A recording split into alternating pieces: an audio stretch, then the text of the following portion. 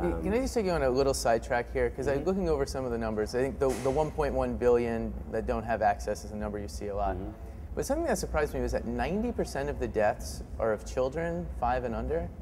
If it's affecting so many people, how come almost all of them are young children? Does it not have such... It's not fatal for the adults. They so get the kids, sick, but they don't die. Yeah, so, I was just in Kenya interviewing a guy by the river, and, he said, listen, 70% of us are sick at any given moment with either amoeba, which is parasites, basically worms crawling through your body, or with diarrhea.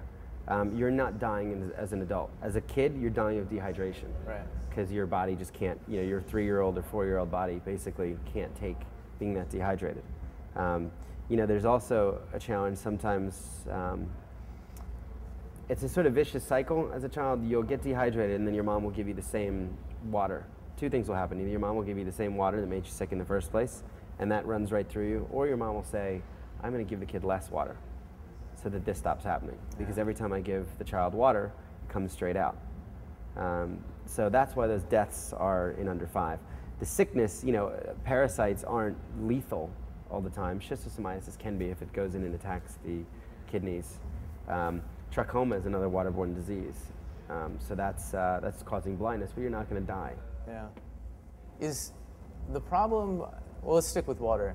Is that problem getting better because of awareness and because of groups like yours, or is it getting worse because of all the factors that made it so bad to begin with?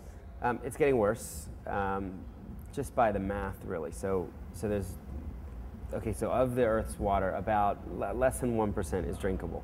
But population is growing. So you have growing population, finite source of water. In fact, the finite source of water is actually being polluted, so it's decreasing in number. And as our population takes so much out of the earth, generally for agriculture and for industry, some of those aquifers are drying up. So it's a massive, massive problem. In Ethiopia, there's 77 million people, and 44 million don't have access to clean water. Those 45 million people are doing something, which is what? They are. So they're often going to a river. Worse, they're more often going to a pond or a swamp, which is just a sort of fetid, open source of water.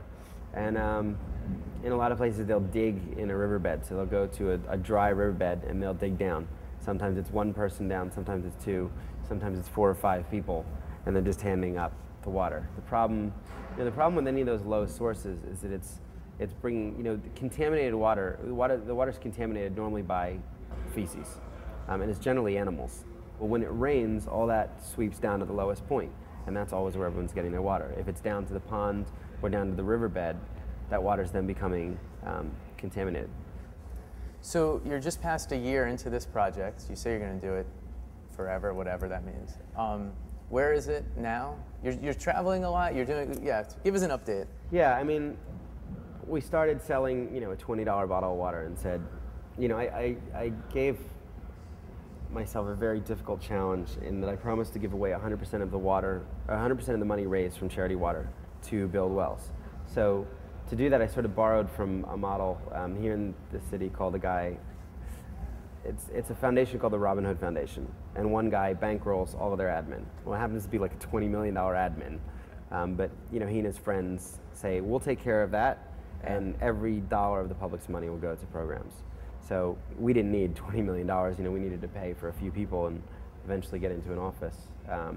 So I started going to friends, board members, and looking to sponsorships to cover all of that overhead, so that all the money we raise for water goes to water. So yeah, a year in, we've raised almost $1.5 million, which surprised all of us.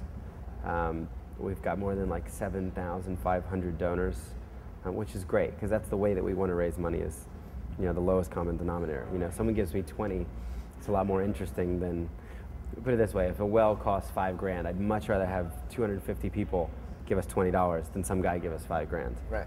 Or a company give us 5,000. So, we're trying to really build a sort of educated community of people that understand, that care, that are compassionate.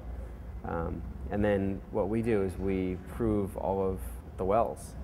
So we just put like 60 of them up on Google Earth, so you can actually see a GPS coordinate and a photo, name of the village, and how many people the well serves. of the project. So, so we're trying to really be accountable at the back end so people can see where the money is going. Yeah. Where are you off to next? I go back to Kenya next week, and then a week there, we're going to open 2 wells at 2 hospitals that we built.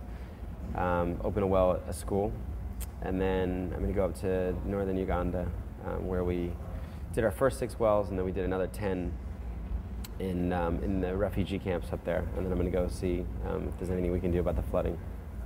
So.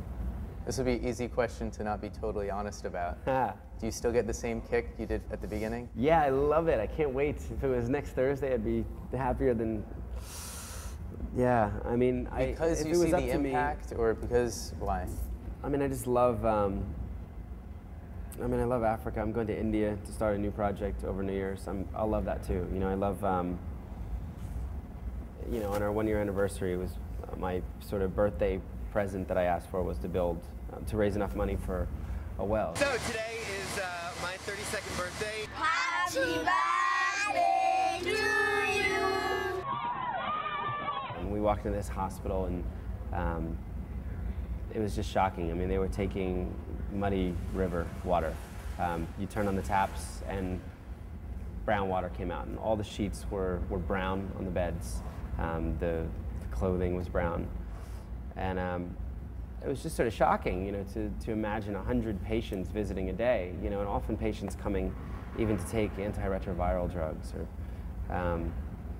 and then being served, you know, muddy water, because that's all the hospital had. They couldn't believe it when 4 trucks rolled in to start drilling the well. And, you know, 5 hours later, like, clean water is gushing out of the ground, and, you know, the places will be forever changed. The health of not only the clinic but the community will improve so dramatically, I think, and it just gives us a great opportunity to touch, you know, probably 10,000 people in this instance. So I love it. I love it. If it was up to me, I'd spend, you know, 10 months in Africa and 2 here.